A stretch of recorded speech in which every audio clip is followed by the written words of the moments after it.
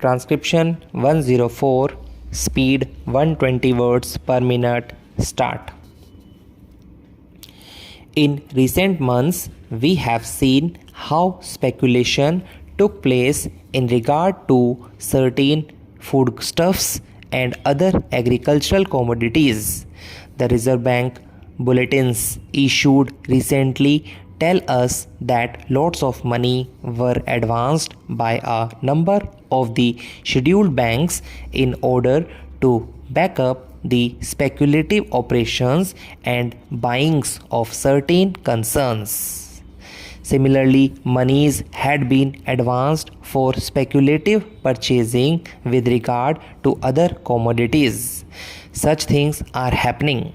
But the point is that these speculations go on merrily in this country, supported by those very elements who control the stock exchange and the financial world of our country. I should like to know to what extent this is going to be stopped. It is said that we are in a bad situation, and in order to give a proper direction to the planned development of the country, it is essential to direct the investments and the speculative investments in particular. How much this measure conforms to these, I should like to know from the government. It appears to me that not very much will have come out of this measure, notwithstanding the fact that government is armed with these powers. It is of vital importance today that we should have proper control of our investments that are taking place, or cornering of shares in some cases. If we are at all serious about the planned development of our economy in general and our industry and commerce in particular, I am afraid the powers that are being taken by the government under this bill are not at all sufficient for ensuring such developments as would enable the government to direct investment and control transfer of shares, etc. in conformity with the interests of planned economic development. This is what I find from the reading of this bill and even from hearing the speech that has been delivered by the Honorable Minister. I have also read the other speech he has made in the other house. That does not throw much light on the subject. I am not surprised, because when the whole thing was being discussed and mooted by the government, the approach of the government suffered from the certain deficiencies. That is to say, they were not so much keen on suppressing wholesale the speculative operations as on getting a certain measure of control over them. Today, the time has come for making up one's mind with regard to the speculation business as a whole. This is the most important thing. With regard to investment, it has been said very eloquently in these documents that after all, a person should have an opportunity of investing his funds, and therefore he should have a chance of going to the market and buying some shares. I can understand it, but what is the protection against his being cheated by certain people who have taken command of the stock exchange? What is the guarantee against that? Blank transfer is there, it is not abolished. Forward trading is there, contract is provided for, it is not abolished.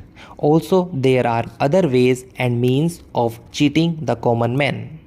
As we find today, the common man goes in for investment. Very genuinely, he goes in for investing because he wants to save some money for bad days. Now, what is the protection in this bill which would save his money? I find that there is no such effective guarantee. I should have thought that in considering this whole scheme of measures, the government would be interested in seeing as to how the heart of the speculative operation could be crushed, namely the monopolists who control the stock exchange today. It is essential to hound them out of the field altogether. In Kolkata, they not only put up an outward show, but they have built underworld, and I suppose that underworld exists even today. A police raid took place. Telephone system and the whole paraphernalia was discovered, which showed that certain big men in the stock exchanges were carrying on subterranean business.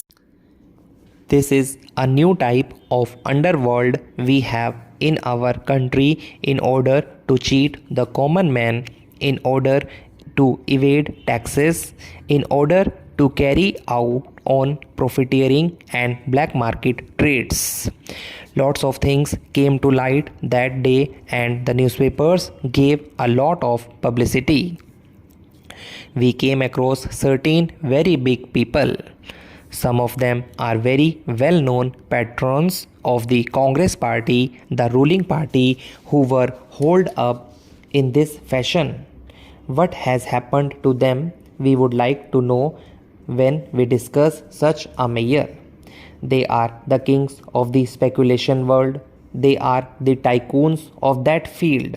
I would like to know what has happened to such people. What are you going to do with these speculators? Will they be allowed to operate openly or secretly in the field under this fashion, or are you really thinking of taking some action against them, not merely for apprehending those people who have gone underground and started the underground business in this manner, but also the possible recruits to that underworld? I would like to know. This is what the government should tell us. It is no use trying to bring in all technical questions, explaining one clause after another. This is important, but what we would like to know from the government is how you are going to check these elements who sit on top of the country as far as the stock exchange is concerned. These are very big and powerful people, and they need to be suppressed with a heavy hand in the interests of our economy. I find the Honorable Minister piloting this bill is completely indifferent to that aspect of the matter. There have been cases where a person, a speculator, so to say, goes in for heavy purchases at one time. The heavy purchases pressure boosts up the prices. Then he starts selling it, thereby realizing the money he had spent for buying certain shares in the market.